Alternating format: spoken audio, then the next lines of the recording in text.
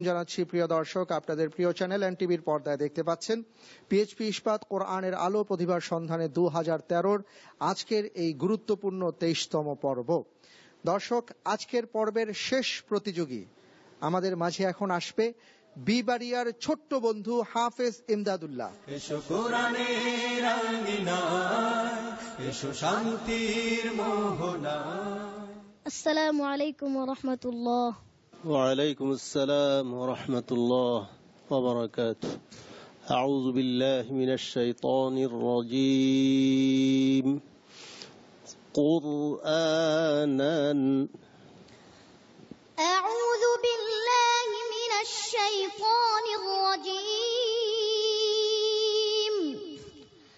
بسم الله الرحمن الرحيم. إنا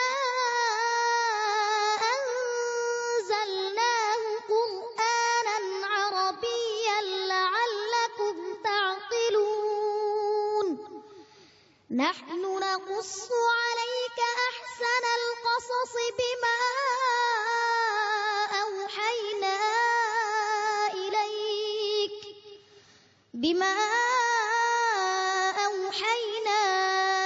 إليك هذا القرآن وإن كنت من قبله لمن الغافلين. وكذلك أنزلناه قرآنا عربيا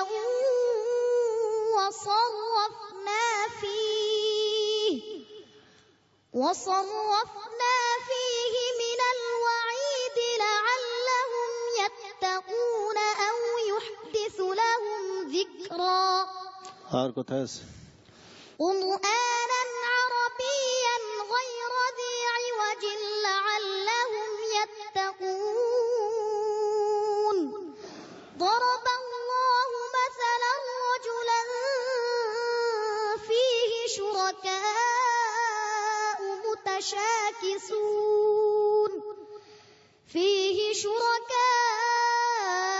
متشاكسون ورجلا سلما لرجل. كتاب فصلت آياته قرآنا عربيا لقوم يعلمون بشيرا ونذيرا فأعرض أكثرهم فهم لا يسمعون. وكذلك أوحينا إليك قرآنا عربيا لتنذر أم القرى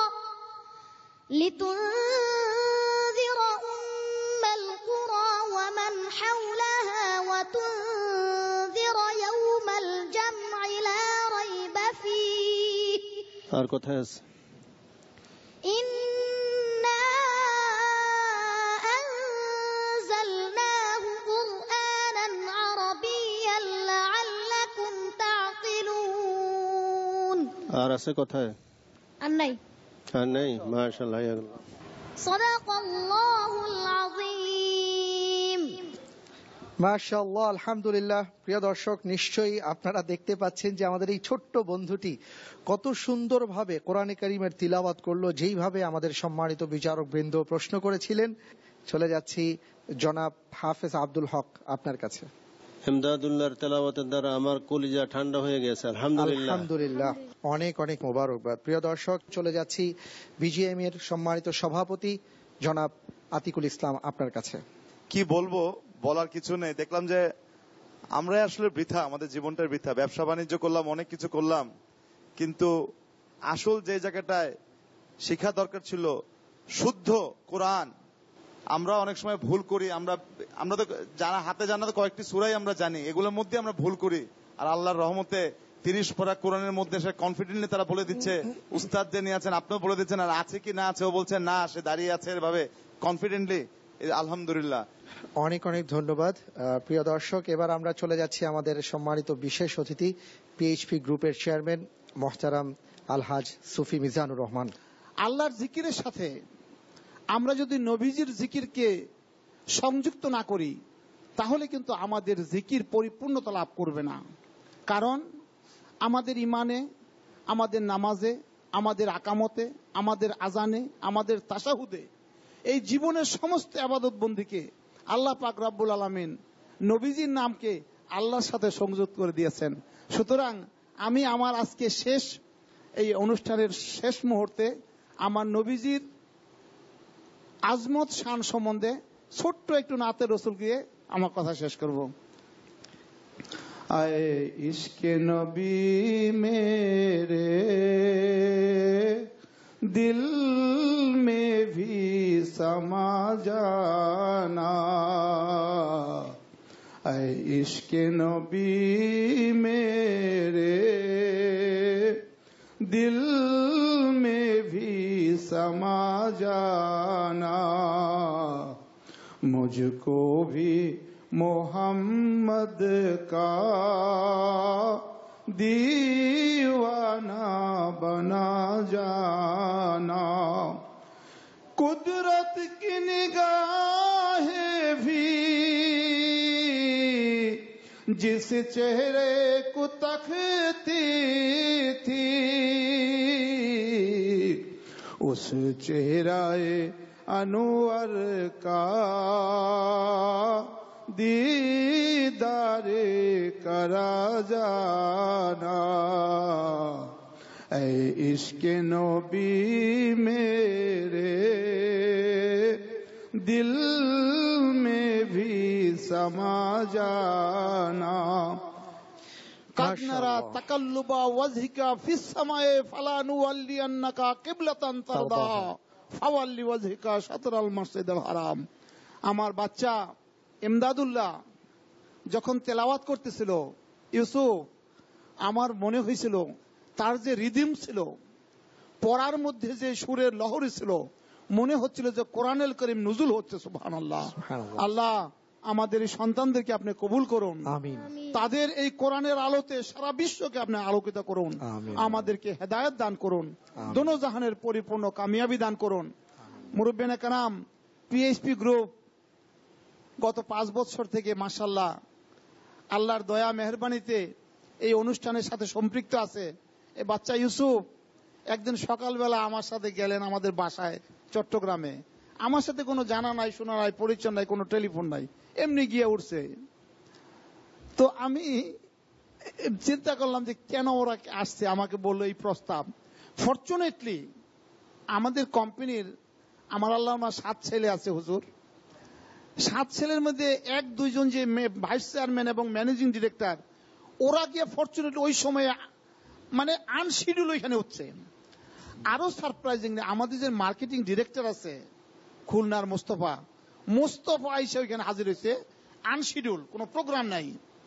এটাই হুজুর মনে রাখবেন যে আল্লাহর মর্জি মতো কোনো যখন কাজ আল্লাহই করেন, সৎ কাজ, সুন্দর ভাবনা বাস্তবায়িত হবেই। কারণ এর সাথে মহাশক্তি বিধাতার করুণার স্রোত দ্বারা মিশ্রিত থাকে। কোন ভালো কাজ পৃথিবীতে আনফিনিশ থাকে না। আল্লাহর কুদরত থেকে এটাকে কবুল করেন। এই বাচ্চা ইউসুফ গেল। আমি তো বলি ইউসুফ এই কোরআনের আলো, প্রতিভার আলোককে কলম্বাস অফ কোরআনের আলো আমি বলতে চাই। Thank you. আল্লাহর কাছে শুকর, আমার ছেলেরা আমাদের মার্কেটিং ডিলার সাথে সাথে আমাকে ফুল সাপোর্ট দিল। তারপরে ইনশাআল্লাহ আমাদের যাত্রা শুরু হল। দোয়া করবেন কিয়ামত পর্যন্ত ইনশাআল্লাহ আমরা যেন এই প্রোগ্রামকে চালু, জারি এবং আমিন আমিন সুম্মা আমিন সুম্মা আমিন। আপনি চালিয়ে যান, আপনার সাথে ইনশাআল্লাহ আমরাও আছি। মাশাআল্লাহ মাশাআল্লাহ মারহাবা। এই বলে বক্তব্য শেষ করছি। এবং সেই সাথে সাথে সাকিব যে সুন্দর কথা বললেন, আমরা সবাই জানি সাকিব একটা অন্য জগতের, কিন্তু আসলে স্যার কোরআনের জগতে চলে আসবে ইনশাআল্লাহ। এটা হলো আসল জগৎ, কিন্তু এটাই হলো আসল জগৎ। আমরাও যেরকম আমরা ব্যবসায় জগতে আমরা আছি, আমরা পোশাক জগতে আমরা আছি, উনি ওনার পিএসপি ইস্পাত জগতে আছে, সাকিব আছে একটা ছোট ভাই চলচ্চিত্র জগতে। কিন্তু আসল জগৎ হলো এটাই। আমি প্রথমে বলেছি এটা একটা আল্লাহর একটি নিয়ামত। জি স্যার, একটি আল্লাহর নিয়ামত। আল্লাহ সবাইকে কোরআন হাফেজ করেন না আল্লাহ তাআলা। সুতরাং আমরা মনে করি এইটা থেকে আমাদের শিক্ষা নিতে হবে আমাদের কোরআনের আমাদের সুন্নাহ মোতাবেক আমাদের চলতে হবে এই বলে আমি বক্তব্য শেষ করছি। আসসালামু আলাইকুম ওয়া রাহমাতুল্লাহি ওয়া বারাকাতুহু। ওয়ালাইকুম আসসালাম ওয়া রাহমাতুল্লাহি ওয়া বারাকাতুহু। অনেক অনেক মোবারকবাদ আপনাদের এই চমৎকার বক্তব্যের জন্য, এবং আমরা আশা করছি আপনাদের এই কথাগুলো আমরা সবাই মেনে চলতে পারলে আমাদের পথের পাথেয় হবে। আপনাদেরকে অনেক মোবারকবাদ। এবার আমরা চলে যাচ্ছি, আমাদের আরো একজন বিশেষ অতিথি আছেন, জনাব শাকিব খান। আপনার কাছে জানতে চাইবো, এই যে হাফেজ এমদাদুল্লাহ ছোট্ট বন্ধুটি যে তিলাওয়াত করলো, আপনার কেমন লাগলো, অনুভূতিটা কি? এমদাদুল্লাহর দিকে তাকালেই মনে হবে যে ওর চেহারায়, এই যে ছোট্ট শিশুটির দিকে তাকালে মনে হবে, যে কারোই মনে হবে যে আল্লাহর খাস রহমত ওর উপরে বর্ষিত আছে। এই অনুষ্ঠানে আসার আগে আমার শুধু একটি কথাই কিন্তু গত রাত থেকে বারবার মনে হয়েছে, যে আমি এই অনুষ্ঠানে যাচ্ছি একটি বিশেষ কারণে। আমরা সকলেই জানি আল্লাহ রাব্বুল আলামিন, মানে ওনার রহমতের কোনো শেষ নেই। উনি জঘন্যতর পাপীকেও কিন্তু উনি ক্ষমা করে দিতে পারেন চাইলে। তা আমার বারবার শুধু একটি কথা মনে হয়েছে, যে দুনিয়ার এই ব্যস্ততার, এই কর্মব্যস্ততার মধ্যে আমরা সঠিকভাবে আল্লাহকে ডাকতে পারি না, দিনের কাজ করতে পারি না।